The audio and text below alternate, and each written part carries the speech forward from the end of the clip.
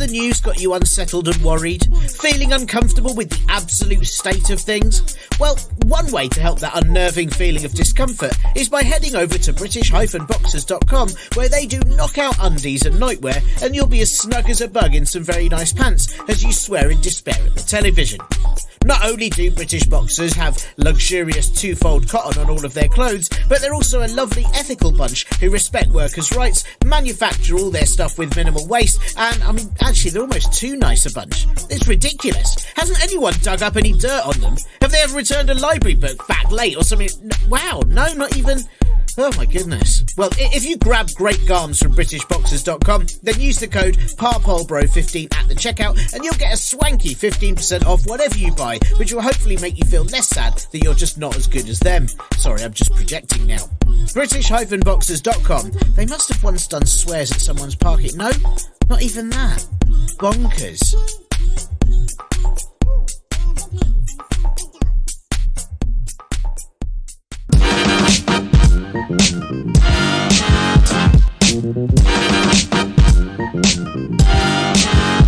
Hello and welcome to the Partly Political Broadcast, the comedy politics podcast that gets it and has listened. Not to any of you, just to itself a few times, and I fully understand why many of you skip bits, but I'm still leaving them in. I'm Tiernan Douiebben this week as Chancellor, and when did Domo-kun get glasses? Kwasi Kwarteng U-turns on his policy of cutting the 45p tax rate, calling it a distraction from their plan to get Britain moving. That must be true, as now it's gone, the government are spinning on their heels while the country is going rapidly backwards.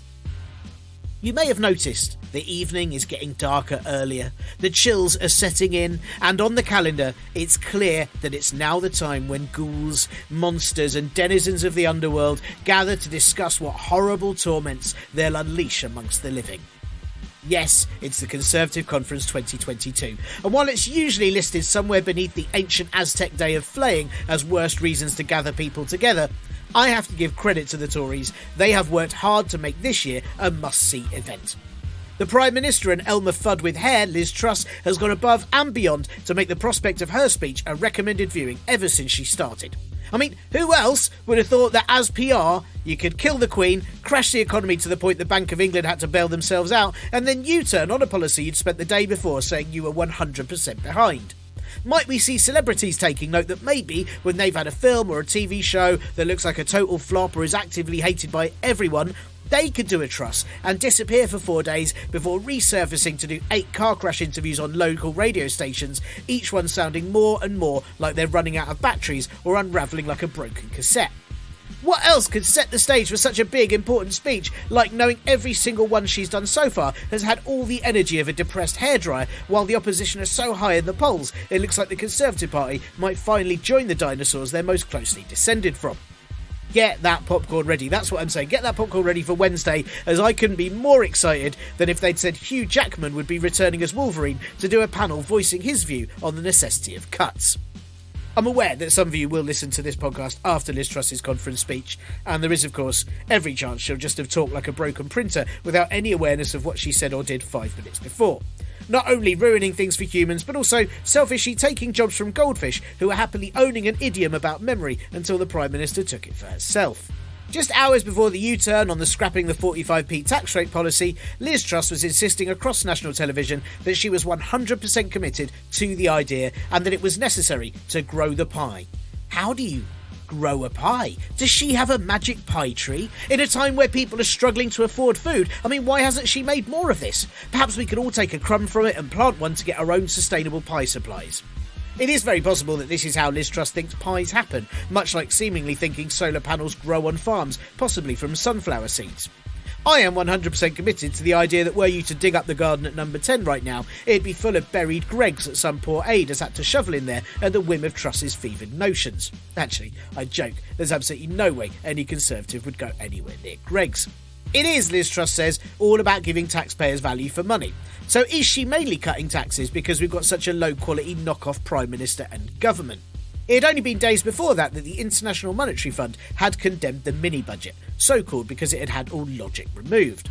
The IMF apparently usually only intervene with less white countries in the hope they can keep them in debt forever like a more fancy Wonga, so this was a very big deal. Then the Bank of England spent £65 billion on the bond market, otherwise, I don't know, there won't be any more films after No Time to Die or something. But essentially, a lot of money we didn't have was spent bailing ourselves out from a self-inflicted wound. The mini-budget was making a hole in the boat in the belief it would go faster, and then as a result the Bank of England had to use other bits of the boat to fill that hole in so that we didn't sink, and now we don't really have enough of a boat to go anywhere, but the captain is still insisting that more holes are the best way to keep moving. Yet none of these quite major and unprecedented financial events could budge Liz Truss from thinking she had anything other than brilliant policy. The Prime Minister is someone who, if she was following a sat-nav route and it told her to go straight into a tree, she'd insist there was no deviation from the plan as it had to be right, and she'd just keep ploughing ahead until either the tree gave in or a branch punctured her brain. Actually, that's probably already happened. That would explain a lot. The Chancellor Kwasi Kwarteng also stood by his plans to do, as many are calling it, a reverse Robin Hood, which not only refers to how he's taking from the poor to give to the rich, but also sounds like a devious sex position which massively rewards yourself but doesn't give the person you're with any benefits at all. It was revealed that Kwarteng spent the night of the mini-budget partying with the financiers who profited from shorting the pound, which is not only dodgy AF, but also sounds like the very worst party you could go to. I bet you'd have rich wankers offering to buy everyone around, just getting themselves a drink and insisting it'd trickle down eventually. Kwarteng said in hindsight it wasn't wise for him to attend, but it was booked in and he was only there for 15 minutes, had a soft drink and left. Gosh, is any Tory capable of going to a party that isn't a work event? It was only after it was clear that other Conservatives might vote against the 45p tax rate cut that the change occurred. Drop Dog's dinner Michael Gove said he would revolt, even though he's constantly revolting already. Chairman of the Conservative Party and incel gooseberry Jake Berry warned anyone who votes against the mini-budget that they would have the whip removed, but still many spoke out saying they would. Rumours circulated that Tory MPs were planning to work with Labour to defeat parts of it, but not all of it, as no one wants those rich donors to struggle too much. And there you go, a U-turn appears like magic. No one wants a humiliating defeat in the Commons because unlike several humiliating interviews, humiliating speeches and humiliating bailouts, this might actually bother the government for all of 5 minutes until they pretended it hadn't actually happened. Liz Truss was quick to say it was all Kwasi Kwarteng's idea, and then it was revealed no, actually scrapping the 45p tax rate was the idea of Treasury Minister Chris Philp, who forever looks like someone's been possessed by a spirit that's trying its best to look normal but doesn't understand how faces work. Chris Philp is clearly so stingy that he's sold off a few letters from his surname. We get it and we listen, said Truss and Kwarteng, but it wasn't to the many people who said this was the worst idea in the world 10 days ago, or the IMF, or the Bank of England. So it was only really the Tories and the financiers who probably said, yeah, we've earned our money now, so you can change one thing as long as you keep all of the other really, really fucking terrible bits. Kwarteng had to change his speech for the conference on Monday, but luckily for him, if the 45p tax rate was a distraction, scrapping it was an even bigger one from his policy to remove the cap on bankers' bonuses still being there, and also now his plans to cut £18 billion from public services, which should, of course, make up for all the tax they've gained from not scrapping the 45p tax rate. No, wait, hang on. No, so they'll be getting more tax from rich people, so we have to have more austerity to cover that. No, hang on. Wait, sorry, I'm a bit lost. Is this when we find out that Kwarteng actually studied mathematics and only knows how to put a massive hole in everything?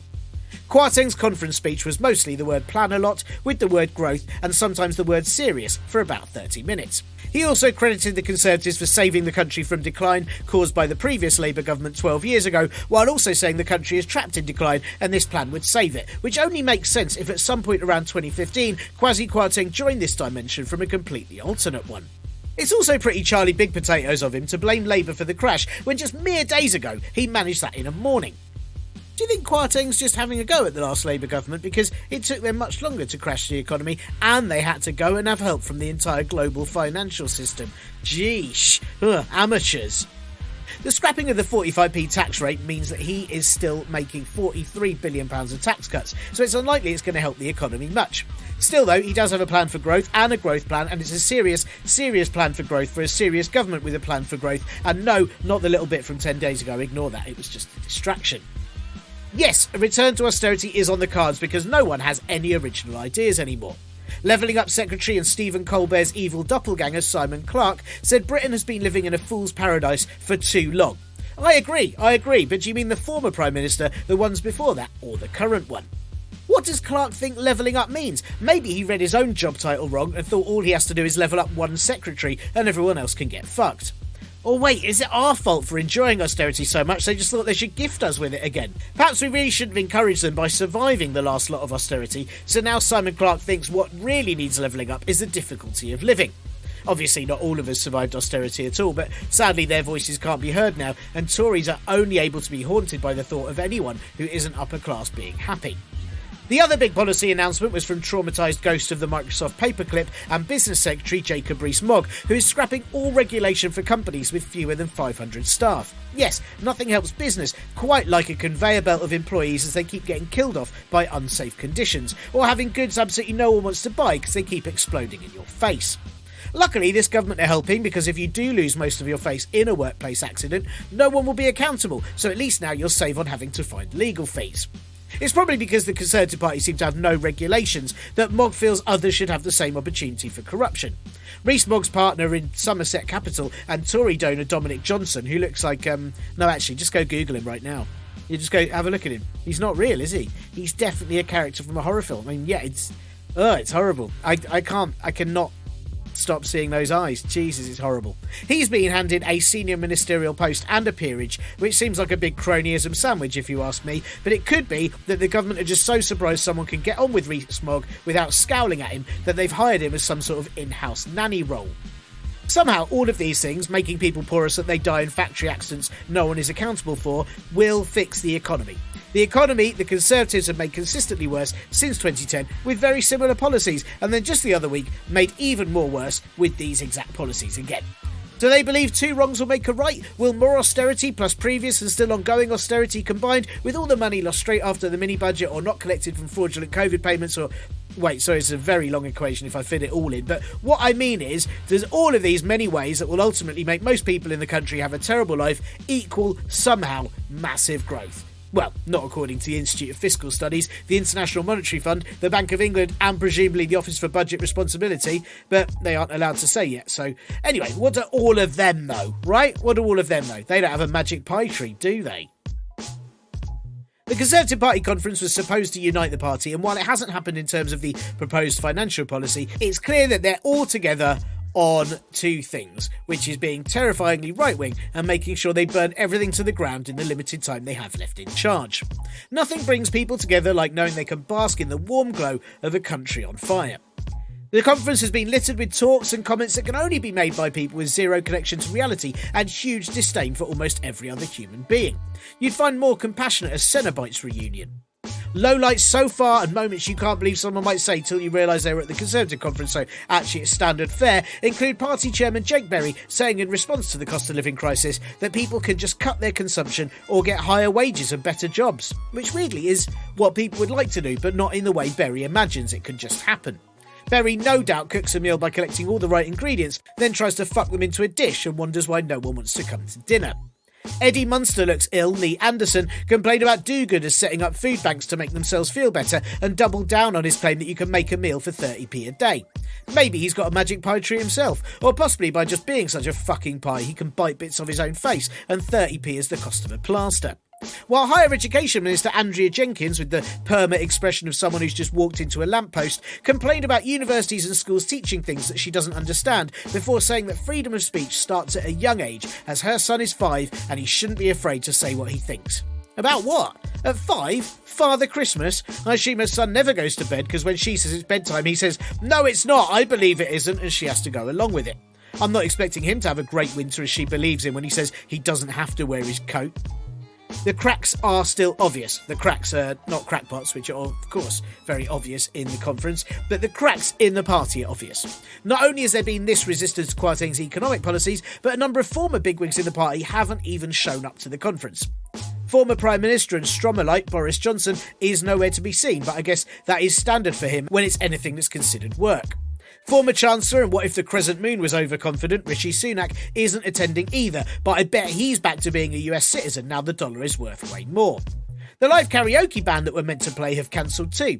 The Tories blame the train strike, which is happening the day after, but I reckon it's actually because they realised there was no point in them coming when the entire few days will be MPs repeating lines they've been handed and being out of tune with the entire rest of the country. Then there was hard man of the soft play, Steve Baker, who bizarrely apologised to Ireland and the EU for not always behaving in a way they could trust us. What's happened to the real Steve Baker? Has he gone to wherever they stuffed Marc Francois' body, and have they replaced him with an imposter? Or is this a rats leaving a sinking ship type chat, and Baker just keeps imagining himself doing the ultimate leave of the UK and getting a job on the continent where he encourages people to catch illnesses that he swears aren't real? He did then say that he can't afford the net zero pledge, and we all realised, no, still the same wanker Steve, so stand down everyone.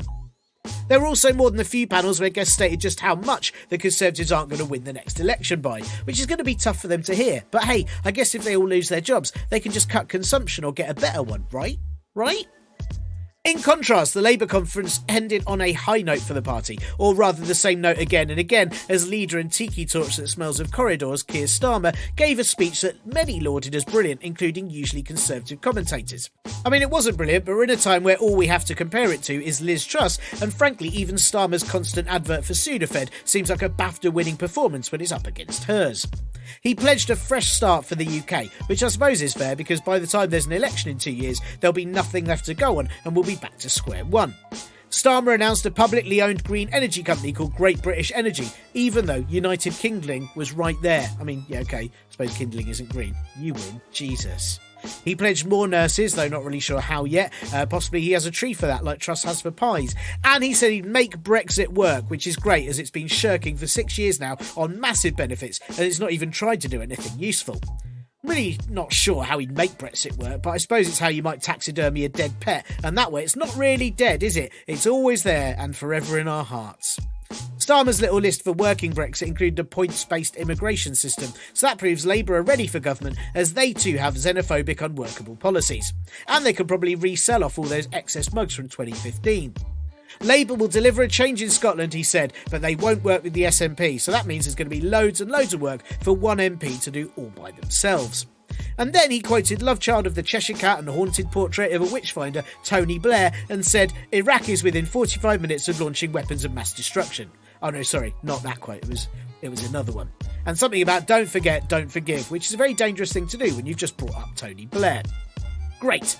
All good, right? All good that speech was, because they're not the Conservatives, and frankly Starmer could have stood up and said, I'm going to come round each of your houses and insult your potatoes, and I think people still would have been pleased to hear an alternative to Liz Truss. Of course, it'd be better if Labour will actually do any of the things he said, well, except the points-based immigration policy, but you know, based on his current record, Keir Starmer would get a few months into being Prime Minister and absolutely not bother with any of them. Still, I suppose again that makes him perfectly suitable to be in government, doesn't it? Oh, and that green energy company, in the small print, it says it won't be a supplier, just an investment company which will give investment in renewable energy alongside energy companies, so it won't impact on our bills at all and will probably generate loads more dosh for the lot that already have more dosh. Still though, not Liz Truss, is he? So woo! In some polls, Labour are 33 points ahead, meaning one hell of a majority if the election was right this very minute and not at all in 2 years. Even former Conservative MP, or what it might look like if a lab mouse was turned into a human using magic, Nick Bowles, he said he will vote for Labour next time. Which is great, because if a man who advocated for austerity and cutting welfare now says Labour are the party for him, then they must be the change we need from a government who are advocating for austerity and cutting welfare. Labour MP Rupa Huq, who looks forever like she's been startled by headlights, was suspended from the party for saying that Kwasi Kwarteng was superficially black. Which is odd, as according to the findings of the Ford report and many people of colour within the party, that's exactly the sort of anti-black racist comment that thrives in Labour, and I'm surprised they didn't promote her. The Green Party also held their conference on the weekend with a call to fund renewables with taxes on wealth and dirty profits. So expect that as a Labour policy in about 6 months' time, but where neither things are actually taxed, and then a Conservative Party policy in 12 months' time, where neither are taxed, dirty profits are increased, and renewables aren't funded at all. And hundreds of thousands of people protested all over the country on Saturday as part of the Enough is Enough campaign, the No to Oil campaign and the Don't Pay campaign, while RMT workers and communication workers all went on strike. Can't believe they could just cut consumption or get better pay. Someone should tell them.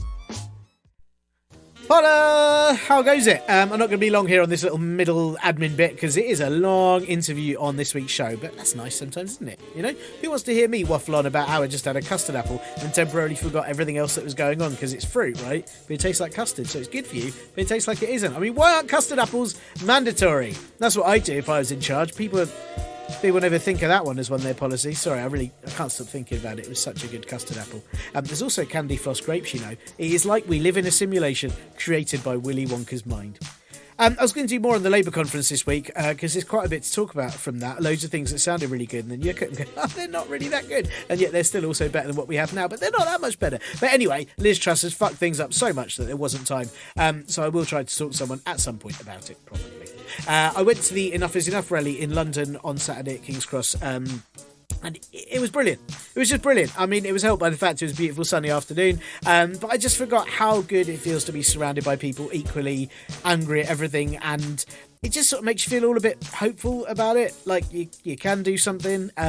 They say there are about 10,000 people there, and I can't really tell because I'm short and because I didn't really want to count just heads for an hour, but it definitely felt super, super rammed. And I had my daughter on my shoulders, and she really enjoyed it as well. It's her first sort of big rally she's ever been to, and she liked all of it until the last few speakers, when she got distracted by a very small bug on a tree that she then had a conversation with. It was really small, like it was really, really small. So I too was curious, I have to say. I know they held like 58, is that right? 58 rallies on Saturday all over the country, the Enough is Enough campaign, and many of them looked absolutely packed based on the photos. So I just totally recommend heading along to future ones. Even if just to add to the amount of people there and get the really nice feeling that it's not just you shouting at your social media by yourself. It's a pretty exhilarating feeling, actually, and I was really pleased that it went along. It's taken me a while to get the energy to go to these things again after parenting, pandemic, general life, but it felt good. It felt good to be doing it again. Rob Delaney was absolutely brilliant. It was nice to see him on stage. He did a great speech. Kevin Courtney at the National Education Union was absolutely brilliant. I really enjoyed his speech. And a massive shout to Jo Grady, who was great. She's the General Secretary of UCU, but she also tried to get everyone to cheer for nationalising Greggs. I was on board, definitely. That is when Liz Truss promises about growing the pie, that is how we should do it. Right, that's it for this week. Thanks to if you've Ko-fi'd, Patreoned, all that. I don't think anyone has, but it's nice of you if you did. This week I had a chat with Beauty Dhlamini about health inequality, and as I said, it's a very long chat, but it's a good chat, so I'm going to stop talking to you about tiny bugs at protests, and I'm going to let you get on with this.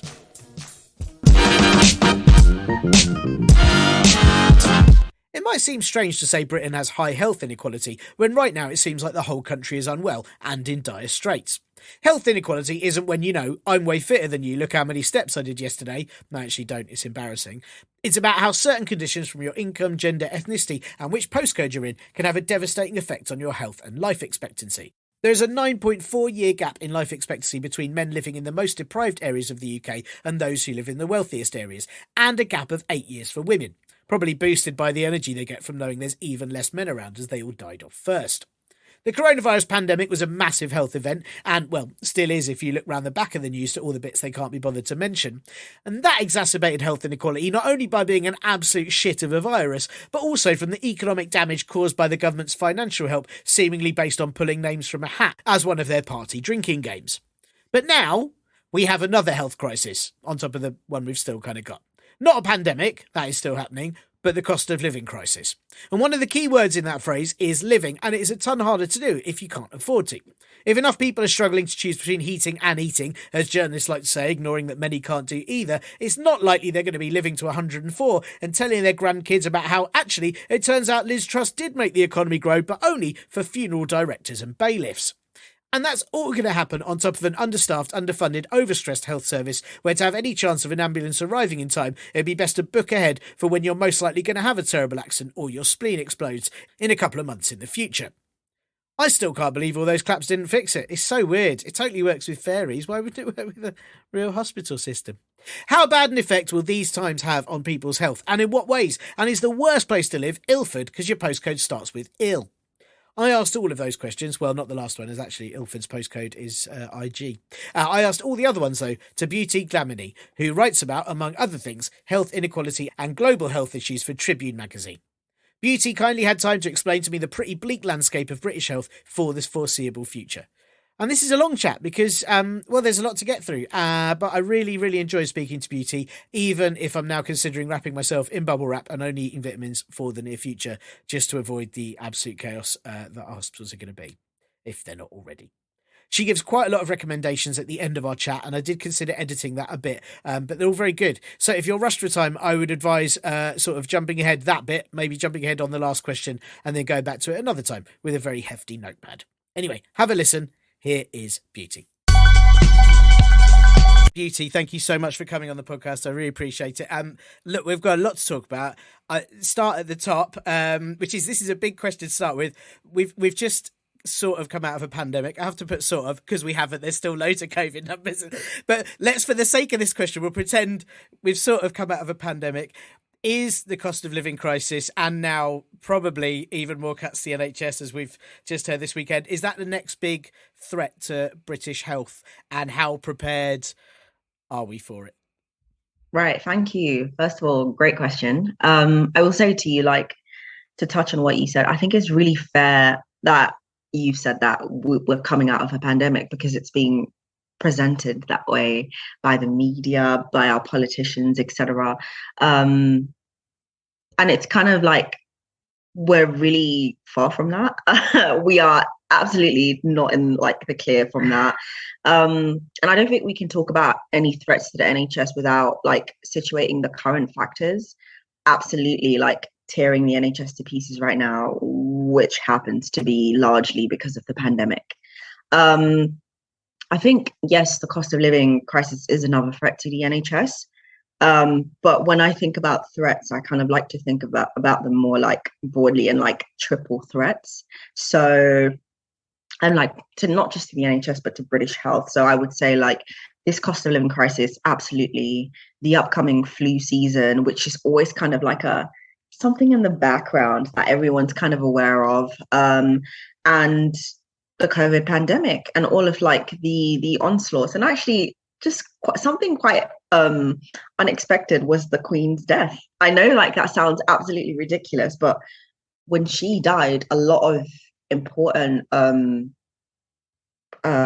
operations, appointments were cancelled, put on hold, which just feels very absurd. Like, okay, we understand, cool, she's dead, days of mourning, but also like other people are dying, other people have like health needs that they like need to be addressed,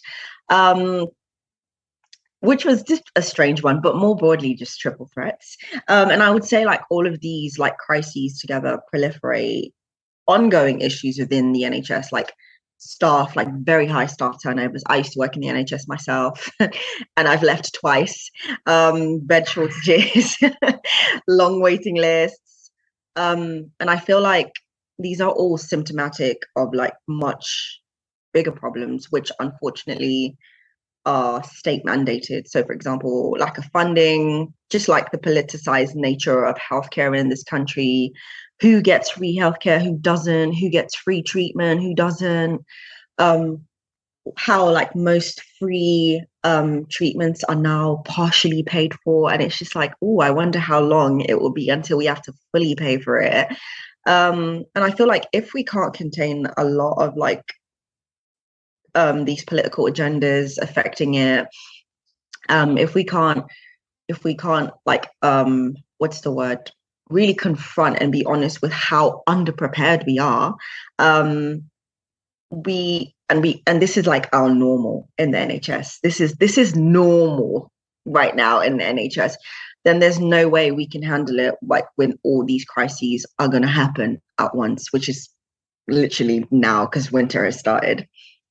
I mean, you say it's normal, but it's, you know, how things are now with the ambulance, like, you know, people saying they're stuck in an ambulance for 12 hours. That doesn't feel, I mean, that feels like it's got even worse in the last 6 months or really since the pandemic. Absolutely. I agree. It has gotten worse, but the way that things are spoken about, it's kind of like normalized. So when you see stuff in the news, it's very much like ambulance wait is up to 5 hours, but it's gone down by 0.1% last month. And it's just like, okay, but it's still a mess. And the fact that like I feel like the media, I just feel like everyone is in on this agenda, like to move towards a more privatized system. But because we're all like really clutching onto straws, people aren't being very honest about actually the reality is like, we're fucked. I don't know if I can swear, sorry. You can absolutely swear. I think it's entirely necessary for the subject. It's entirely necessary for most things at the moment, I think, to politics.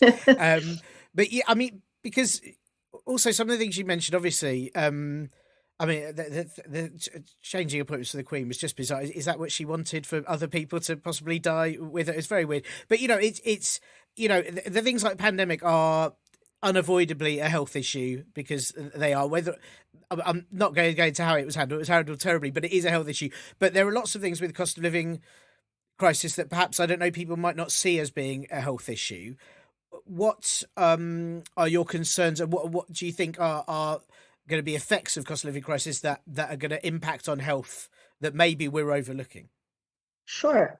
So I'm so glad you brought it up. I wrote an article for Tribune about this, actually, about very direct and indirect ways that the cost of living crisis is affecting people's health. So at the crux of that is forcing people to go without food or water, like point blank. Like I said, the article really goes into like a few things. For example, like the rising energy costs will put a lot of people into fuel poverty.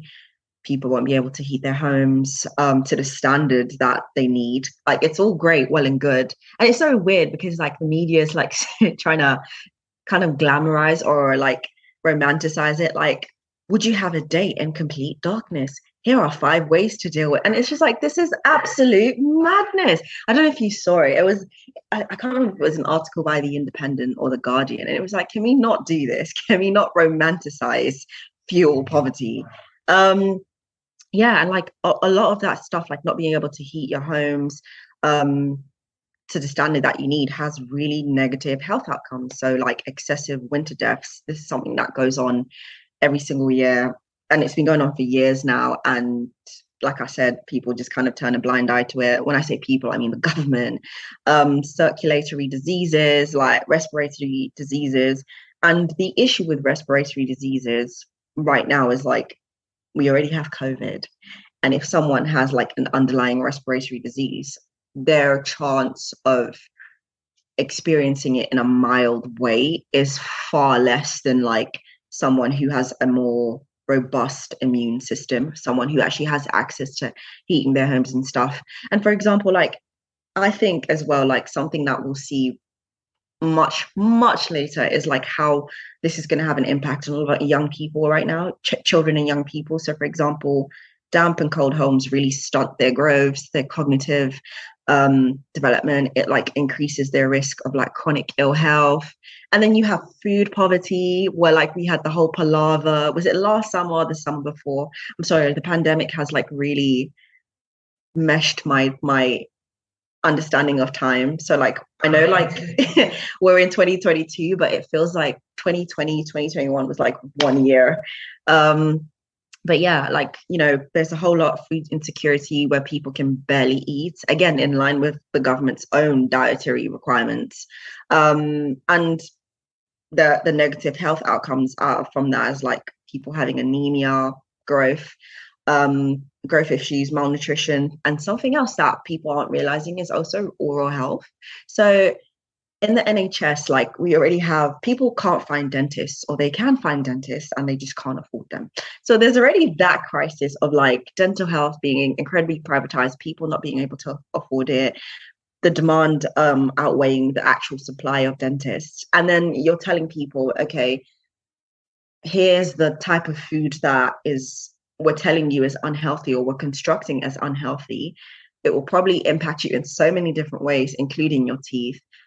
But we can't really support you in getting treatment for that. So, and it's just like, what? And like, I've spoken to most of like the physical health issues that will be direct and indirect, as I've said, but like there's a much larger health area which I feel like is grossly overlooked, and that's mental health. So as someone with chronic ill mental health myself, like I know what insecurity does to people. So like just waking up, that constant anxiety of like, what will my day actually look like today? How am I going to be able to afford to eat today? And I'm just one person. I don't have kids. I have like a very quite supportive family, and I still feel like that. So imagine people who are not in that context, people who have the responsibility of caring for kids or caring for parents, people that live in intergenerational homes. Like how do you how do you understand the gravity of like the mental health stuff they're going through, you know? And I think all of this, I say all of this is linked to, again, much wider like social determinants of health. So stuff like your income, your environment, all of these like proliferates it. Like if I can't afford to buy food, increasing food prices and fuel prices like fucks me even more. If I'm living in an area where like housing isn't that great, this just makes it even worse for me. Do you know what I mean? Yeah, and I feel like all of these things are just bound to be exacerbated by this crisis. Because also, it feels like that's on the back of the pandemic, which has also caused, and I say to somebody, I don't sort of suffer from mental health issues, but I had anxiety for the first time in my life during the pandemic, I think because of losing all my work overnight and the stress of it, all these things that I'd never felt before. And I know that they sort of talk about the whole country kind of suffered PTSD. We're all kind of going through loss and grief of some sort from Yep. 2 years of that, and then to be hit with this, that just feels like it's a disaster waiting to. I mean, if it hasn't already happened, it probably has already happened, but it feels like it's That's the thing. really That's the gonna. thing. And I feel like something I really hated, like, and I hate saying the word coming out of the pandemic. Let me just say coming out of lockdown. I think coming out of lockdown, there was this, oh, we're so resilient. Oh my God, we're making the best out of a terrible situation. And I really don't think so. I think maybe perhaps people haven't got to a point where they're confronting some of the issues they went through. I know for certain that there was a lot of repression on my side on a lot of the things happening. It was like, gotta keep going, gotta keep going.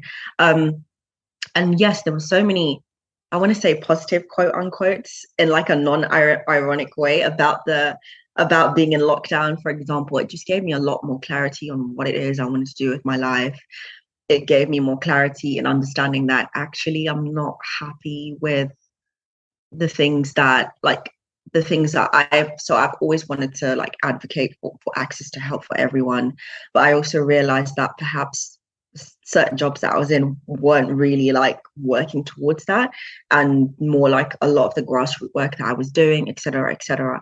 But I say all of that to say, like, I think there's just a real denial on the impact of lockdown. And maybe it's delayed as well, because it's like we came straight out of lockdown into vaccines. Oh my God, this is amazing. Into, oh, we might be in a recession. Into, oh, by the way, people won't be able to afford to eat or heat their homes. But, we have it undercover into like this political shit show where our prime minister at the time, Boris Johnson, was being like ousted and refusing to leave, and then left. And then there was this whole race.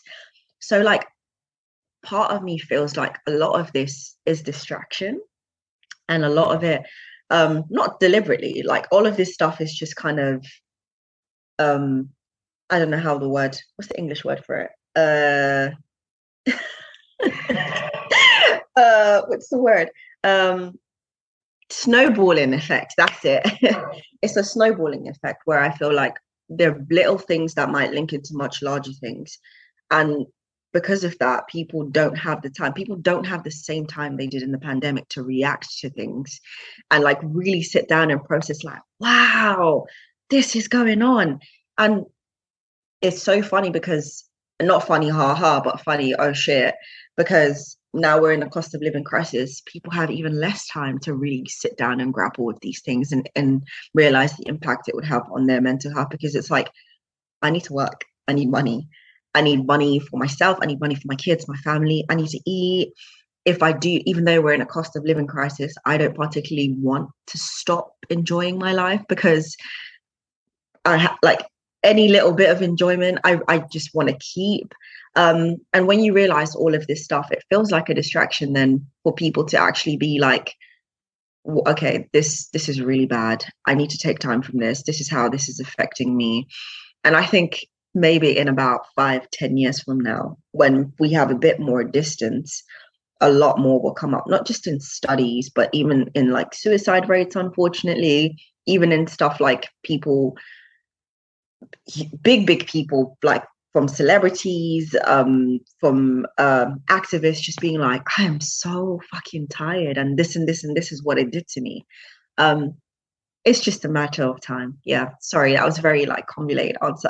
No, not at all, not at all. And also, there was a bit of hope in there because you said in 5 or 10 years' time. So at least we might get there, which is that's the optimism we need on this show. Absolutely. In 10 years' time, we'll still be here, hopefully. Yeah, thank God for that. But I mean, I'm getting to a slightly bleaker question now. Unfortunately, this is the joy of doing a comedy politics podcast. The comedy is completely drowned out by the politics. We're discussing this, the mental health issues of I say everyday people. I use that term very generally. People outside of the NHS. There are people that have been working in the NHS through a pandemic, now through a cost of living crisis.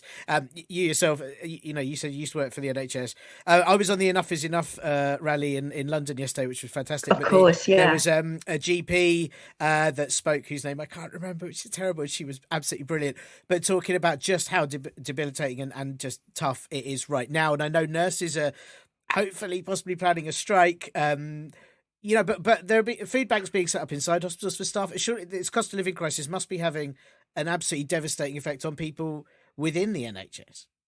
Absolutely. So like the way I like to think about things is like on specific layers. So particularly there will be a personal impact for a lot of healthcare professionals where they themselves are expected to separate their own troubles with the cost of living crisis. So you have to understand that at baseline, these workers are burnt out. They are tired. They don't get paid nearly, as you alluded to, nearly enough as they should, not just to live by, but to compensate for the risk that they put themselves through every single day. Like I keep reiterating, we are still in a pandemic. And unfortunately, the healthcare system or like the responsibility of that will fall onto healthcare workers, even though it's largely not theirs. So for them, like they are battling with so many crises, like within the NHS as workers on top of this themselves.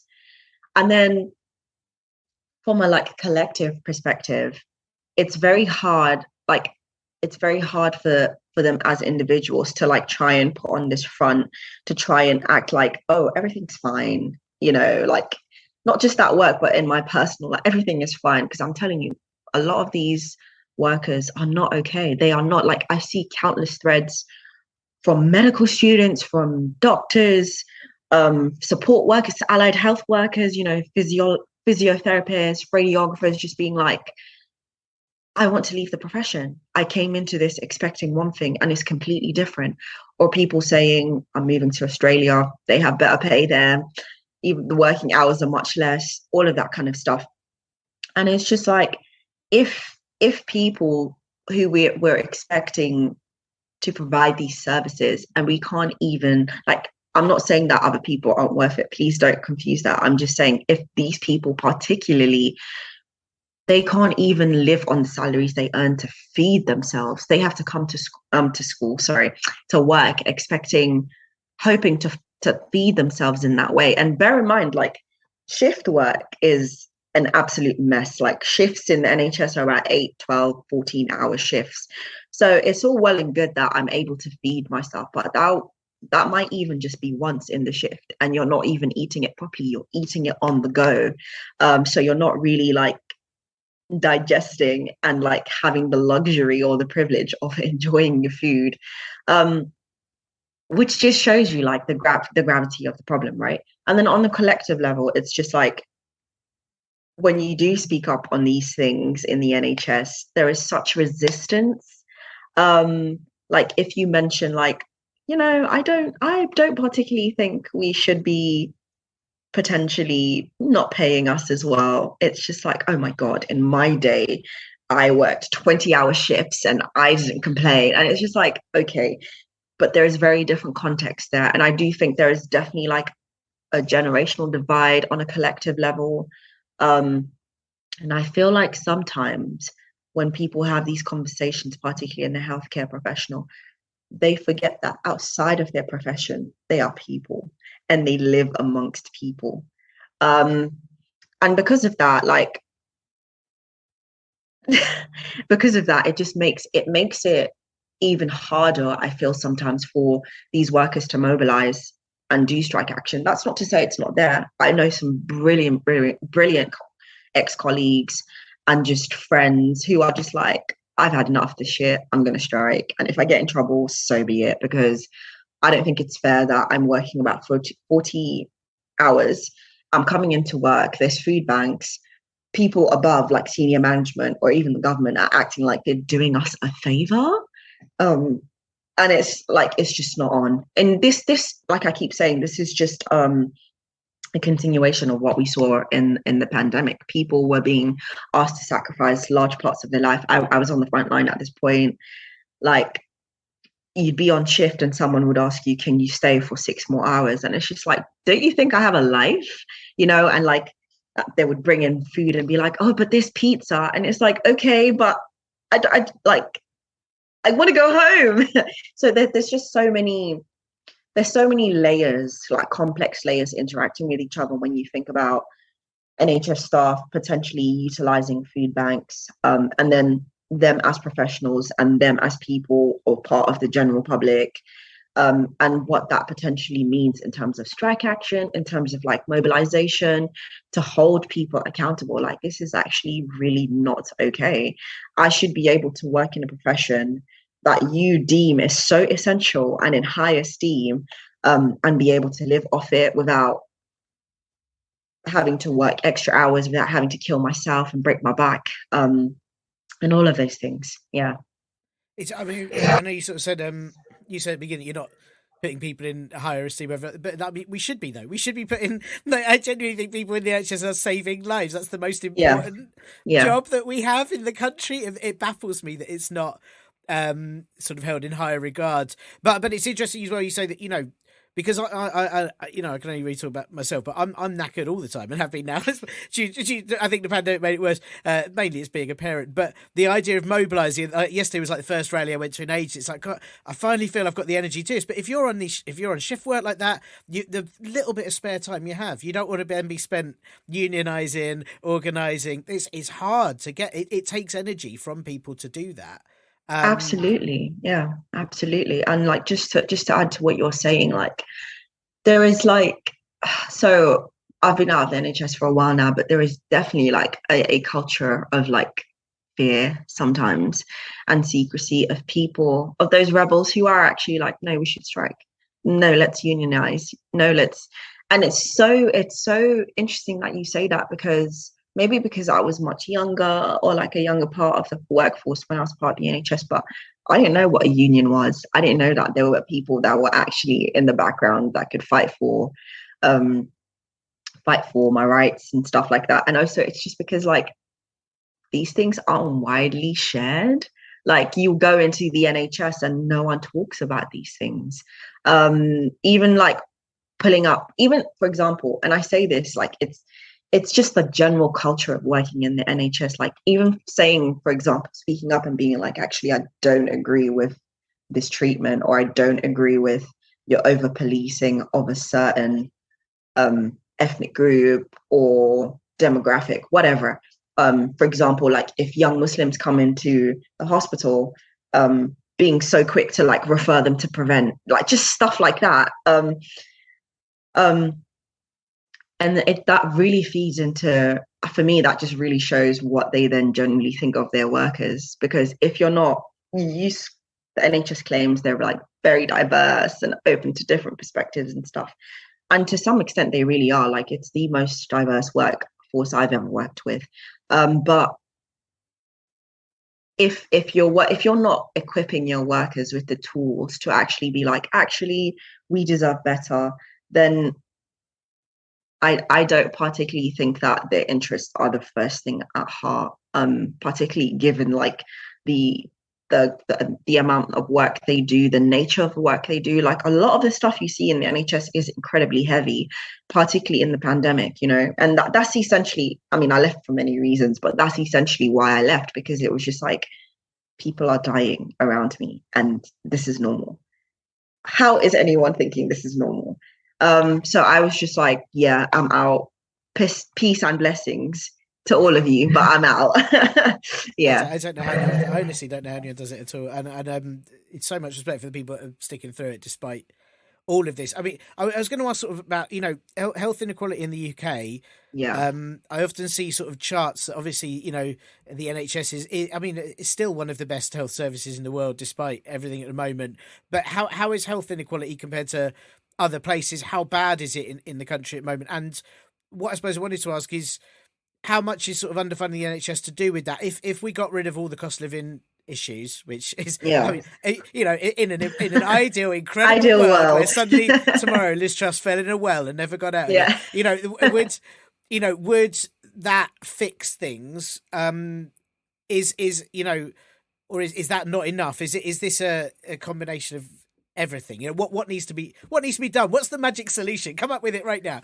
That's a big question. So. Damn. You're asking me to be a politician? Okay. So bad health inequality, how bad is it? Bad. Like, for as long as I've been alive, it's been bad. For as long as my parents have been alive, it's been bad. And I say this because I've studied this, like, it's essentially like from the 80s, where arguably like they had fewer interventions, health interventions, they had even maybe less nuanced understanding of health. It's really fucking bad. And I feel like all these little like the political will to narrow like health inequalities, not just within a population, but intra populations, for example, between the working classes and the middle classes and the upper classes, but for example as well, within minoritized communities, racialized communities, like it's really bad. And for people who want to understand it, I would like definitely encourage you to read, as you said, the charts, to read all the work by Michael Marmot. He's kind of like the king of this kind of stuff, you know, and he does a report every, like, I think it's every 5 to 10 years, where he's kind of like, essentially what the report tells us is that, oh, things are bad. Things are really bad. Here are all the tools I think you can make to make it better. You probably won't use them, but things are really, really fucking bad. And this is just in terms of like, he does it in terms of like bigger diseases, so like cancers, your HIVs, your cardiovascular diseases and stuff. But what I really love about Michael Marmot's work is that he also points to, actually, social factors are a huge fucking determinant in how good or bad health inequalities are being. And it's just like, let's just think about this for a second. If none of like social factors, wider determinants are getting any better, how on earth do you expect health to get better? Like, people are earning marginally way less than they used to. Like, a house in like 1978, it was 40K, and like now it's like baseline 1 million. You know, how do you expect people's lives to be better, let alone their health? And then you said, to what extent has privatization increased? Oh my God, like, that has just completely widened inequalities, but between the rich and the poor, within the working class, and like between classes, class system, again, with racialized minorities, marginalized, all of these very marginalized groups. Of course, the privatization and underfunding of the NHS, because they don't have access to health services. They don't know these services exist. They can't afford these services, let alone understand that actually there is a way for me to fix my health. But also, I just think part of a much wider part of why health inequalities potentially have like broadened is our understanding of health. Like, there's a very neoliberal agenda, like, health is your responsibility, no one else's. What you eat, what you put in your body, you need to exercise and sleep well, and everything will be great. And it's just like, that's absolute fucking bollocks. Like, I can sleep for years and have perfect diet and stuff. But guess what? Because I don't live in a particularly amazing area with green space, because I live in an area where air pollution is incredibly high, unfortunately, my life expectancy will still be lower to someone who lives in fucking Kensington or Chelsea or one of them posh places. Do you know what I mean? So I do think that that's underfunding and privatization are generally a large part of it, because it's like, well, people have health issues and there's no solutions to actually address these, but also more broadly, like how, as a nation, how people in the West understand health compared to like people elsewhere, is very different. For example, like I know that in a lot of global South countries, I hate that term. It's just the way we like divide things in like global health or health, public health. But people in global South countries, for example, Latin America, even African and Asian countries, really understand the importance of community health, and understanding that actually going into communities, speaking to them, being like, oh, what are your health needs? How do you think is best to address this? Okay, how can we like help you access that or understand this or get to these communities that you're talking about? There's a lot more, there's a higher validation for those kind of interventions there versus here, where, like I said, health is incredibly individualized. It's very much, it's your responsibility. How dare you get sick? That's a burden on us. It's a burden on the community and the wider economy and stuff like that. So I really think if we also shifted how we thought about health and understanding it as a collective responsibility, that potentially could largely shift a lot of things, including like the need to privatize. I think a lot more people would be like, hang on, if this person's ill, this is something that could happen to me as well. Or if this person can't afford it, like, yeah, I might be in a great job, but we're going into a recession, or we are already in one. God forbid I lose my job. How am I going to be able to afford it? And then people mobilize and like strike to address all of these things and to stop these things happening. I definitely think that perhaps we would see health inequalities reduce significantly. I think those sort of feelings are. It feels like now, as much as I'm quite a pessimist about everything, it feels like now that those feelings are kind of rising to surface more than they have done in quite a long time. And I think I wonder if the pandemic also did that a bit, in that there was definitely a community spirit to some elements of the pandemic. But I wondered, I mean, this is a question I've been asking a lot of people lately, simply because I have absolutely no faith in our governmental system, Absolutely. system at all, really, not in the opposition whatsoever.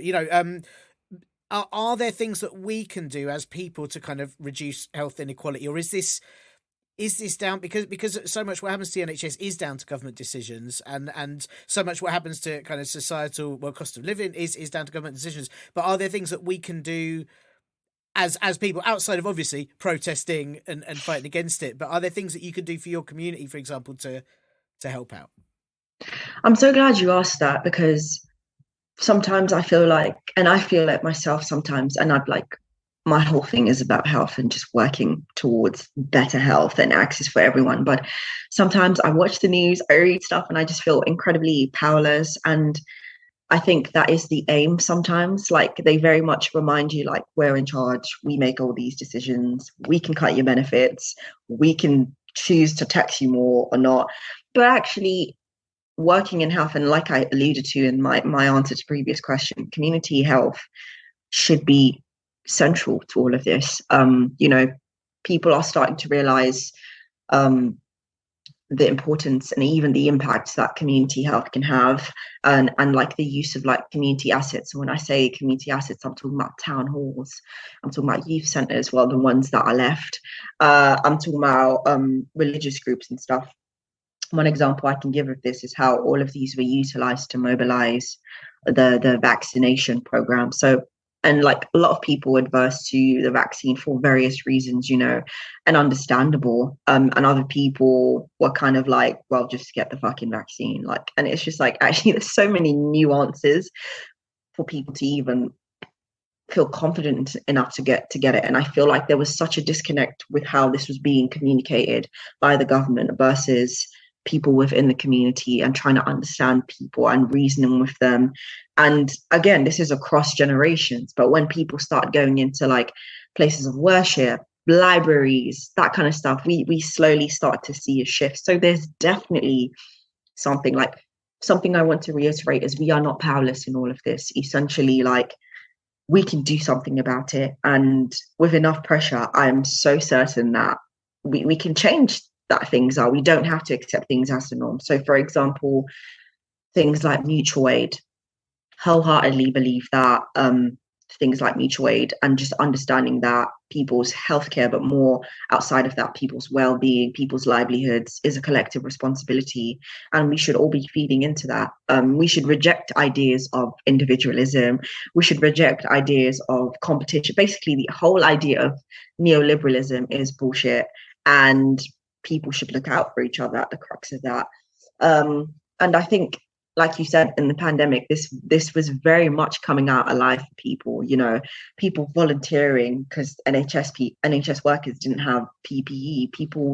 We got loads of donations from like grassroots charities, like people giving us T-shirts, people making like masks for us. And then like when we had to revert to scrubs, like people donating materials, being like, we make your scrubs for you, just tell us your measurements and that kind of stuff. And for me, that was a moment of hope. It was kind of like a microcosm of like a better reality we could reimagine, which I feel like coming out of the pandemic, going into the cost of living crisis was very quickly squashed and very like, capitalism, this is how we do stuff, rat race, every man for himself, that kind of thing. And it really does need to be that. And it's shown that it doesn't need to be like that. But I do think like I said, there's so many things we can do outside of that. Unfortunately, I do feel like where we are, it would involve, we can't solely bank on community health, and it would unfortunately need some sort of cooperation with the government in terms of funding. And this is the problem though, because once we are accountable to the government, we essentially have to work to their agendas. No matter what we do, if they want to fund us, you know, at the end of the year, like, and that's what happens to a lot of grassroots that do incredible work, and then they try and like sustain it with funding. At the end of the year, they have to write reports on what they did with that money, how they did it, and the government can very quickly be like, yeah, we don't like that. How dare you choose to feed children? We don't want that. That doesn't align with our agenda. Do you know what I mean? And then they squash that. They kind of squash that radicalism. If I find a solution to understand how we can bypass a lot of that without government intervention, without funding, not just funding at the state level, but just localized, I will let you know. Please do. I will let you know.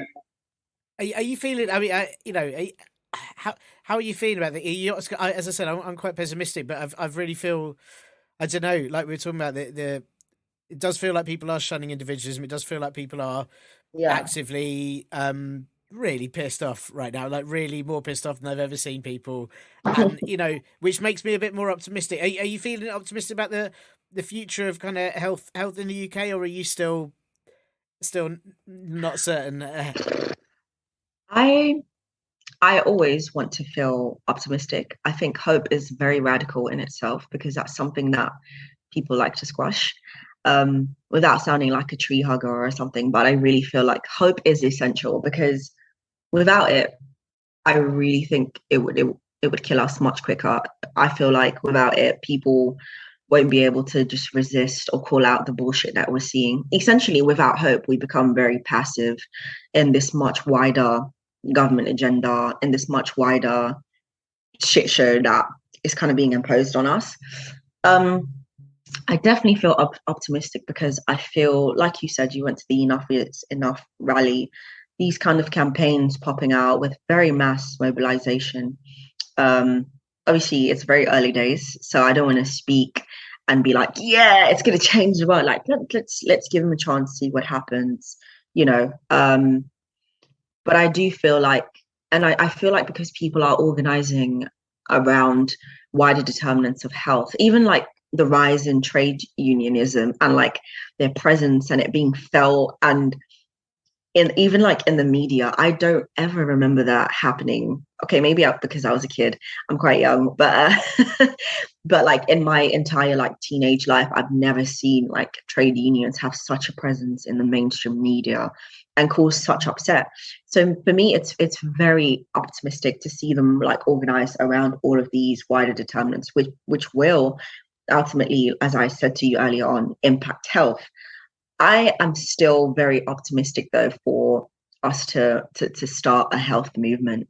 So like not away from it, like definitely in collaboration, organizing with these groups that are about right now, but one that genuinely is just like, and I do feel like they are like quite a few in the NHS.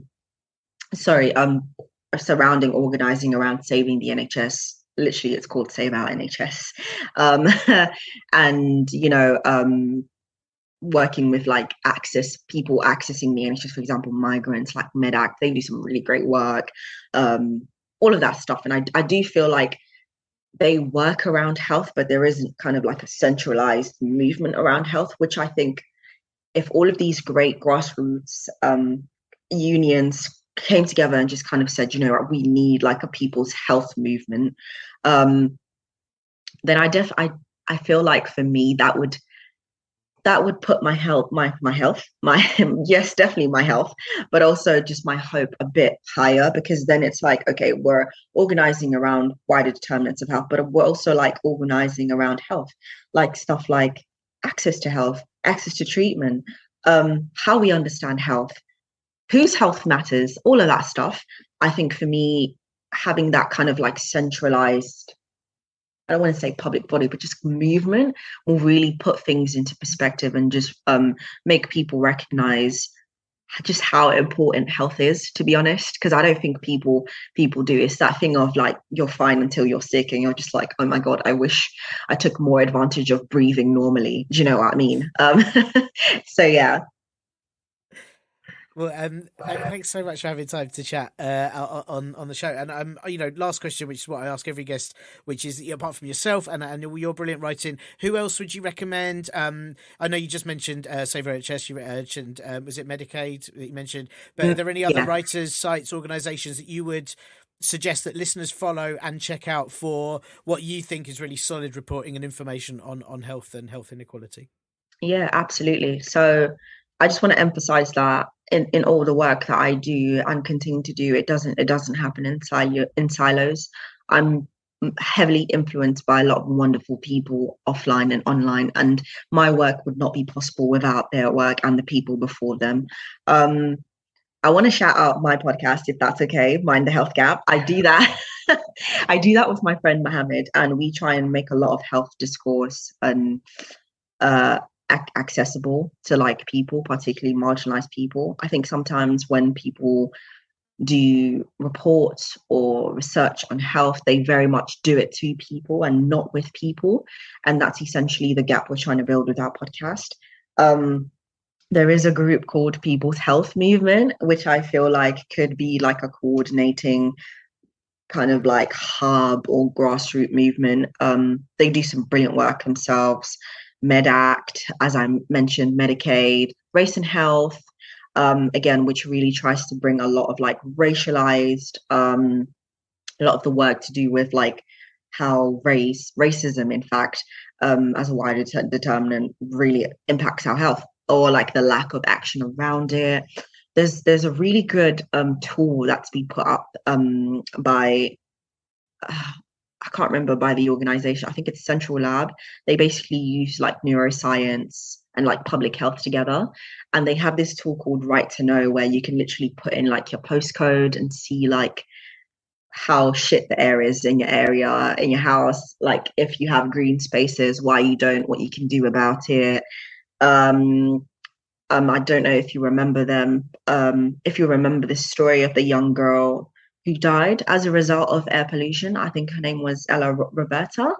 The Ella Roberta Foundation is still very much in its inception. It's been there for ages, but I definitely feel like more people should pay attention to the work they do, particularly in COVID, where it's literally a respiratory disease and no one's doing anything to challenge how poor our air quality is. So they do some really good work.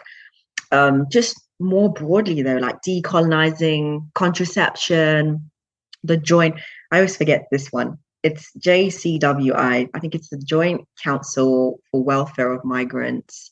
They do some brilliant work on like migrants and health. Migrants Organize, Young Minds, Terence Higgins Trust, which is really important right now with the monkeypox crisis. They just do some brilliant work on like reducing a lot of stigma in terms of like sexual and reproductive illness and just our understanding of it. I love the work they do on HIV, because even though technically we've been a HIV pandemic now since the 80s, and a lot of people forget that, and they just do some brilliant work to address that. Women's Aid, Migrants Organize. So I sit on this community board, Care City Community Board, which is something like I was telling you now, like communities can do. And on that board, we literally speak to people in our community and we're just like, so tell us what we can do for your health. And they tell us, we take it to the executive board, and they try and action that. But I also want to emphasize that a lot of what we're doing shouldn't just be nationalized, but also globalized, because what's happening in one country absolutely affects us, as this pandemic has shown. Like what was happening in East Asia at the start of the pandemic certainly impacted us now. The lack of mobilization of what's happening across like certain African countries, certain Latin American countries where they're yet to receive vaccine doses is going to impact us. It's going to prolong the pandemic. It's going to increase diagnosis of like long COVID, that kind of stuff. So like groups like Palestine Action, there's so many Latin American groups I can't think of at the top of my head now. Trade unions, for example, Unison, they do some really, really good work. And I'll just say like, I can't think of any writers right now, because a lot of health writers I know are American, unfortunately. Like, fortunately, because they're brilliant writers, but unfortunately, because their political landscape is slightly different for us. I mean, it's just as bad, but slightly different. But yeah, I would say like one of the really good writers who really sticks it to the government is Nadine White. She's a race correspondent for the Independent, and I just love her. I love her. Like, she gets so much shit, and she's just like, yeah, I don't care. Like, I came into journalism to keep my foot on your necks, and I'm going to keep doing that. I just love her. But also like wonderful life-changing publications I've written for and read continuously, including Tribune, who I think are largely involved in the Enough is Enough campaign, New Socialist, Media Diversified, Jacobin, although Jacobin, yes, they miss it sometimes, but other times they get it really right. Left Foot Forward, Logically, who do a lot of work on like misinformation, and and books. I love to read. If you can, definitely like get on the books. But one series I am such a fangirl for them is the Outspoken series of Pluto Press. So they pretty much write on like so many things, like sexual health, masculinity, trade unions and why we need them, class divides, that kind of stuff. It's very introductory texts, but like the concepts they break down and introduce to people, it makes the gap from, oh my god, like this government is fucking us over, what can I do to burn it down? Like, it makes that bridge really clear. I just love those books so much, and I will always sing about them.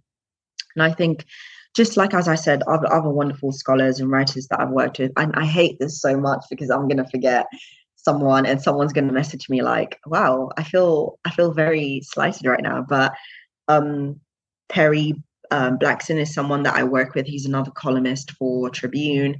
Raf, Uncle Trash, he put me on this podcast, and he's been really good in and just speaking about a lot of these things. Rhiannon Osborne, she's someone very new to me, but she does loads of work in the climate and health space.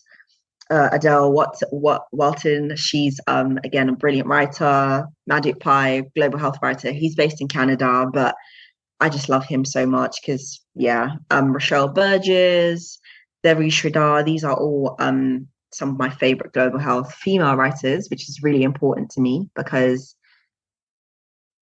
in our field, and you recognize this even in like the NHS, a lot of women like will be on the ground and in the front line, particularly in mental health, but like senior management, they're not really represented, which is another conversation we can have. My friends, my family, my community in East London, where I'm originally from, but now I'm in South London, like all of these people. And I just think people need to but really utilize their communities around them and stick together and understand that what's happening to us isn't a collective thing. Sorry, isn't an individual thing, but a collective thing. And our responses should therefore be collective. Thanks to Beauty for having time to chat. You can find her on Twitter at Beauty Dhlamini, which is DHLAMINI. I do hope I'm saying that right. I checked it with her and she said it was, so we'll see. And many of her articles at Tribune Magazine, which is at tribunemag.co.uk or at Tribune Magazine on Twitter. And Beauty's podcast, as she mentioned, is Mind the Health Gap, and it's been on a bit of a break since last year, but I believe she's about to get it started up again soon, so do subscribe ready for that. Big thanks to Raf, who put me in touch with Beauty too. What else do you need to hear about in current stupid times? I'm going to try and get someone to talk about Iran in the next few weeks. Probably should talk to someone about the environment again, even though that will be terrible and awful to chat about. But listen, if you've got other ideas, hit me up with your ideas. That is, as I said, and not fists. I'm a podcaster, not a fighter. And all suggestions for possible chats on this show are very, very welcome. And you can send them to partlypoliticalbroadcast@gmail.com. And that's all, folks, for this week's Partly Political Broadcast podcast. If you enjoyed this, firstly, what's wrong with you? It's at least 50% bleakness every single week. At most, you should cry your way through. Seriously. Sorry, if you've enjoyed this, please do share with others who may need this blend of comedy and the absolute opposite of comedy. Give it a swanky 5-star review on Apple Podcasts or similar podholes. And if you can, do donate to the ko-fi.com/parpolbro page or join the patreon.com/parpolbro. Talos at Acast, my brother Last Skeptic and Cat Day. This will be back next week when Kwasi Kwarteng will announce that he's listened and he gets it, but during an interview it's revealed he just means the last Coldplay album. Bye! This week's show is sponsored by Fool's Paradise, an advert by the British Tourism Board. Enjoy everything you need, like choosing between heating or food, here in Britain, the Fool's Paradise. Relax on beaches smelling of poo, take in the sights that haven't been sold off yet, and relax forgetting that everything is on fire around you, but you know what? It doesn't matter, as we grow pies on trees. Come to Britain, island of, land.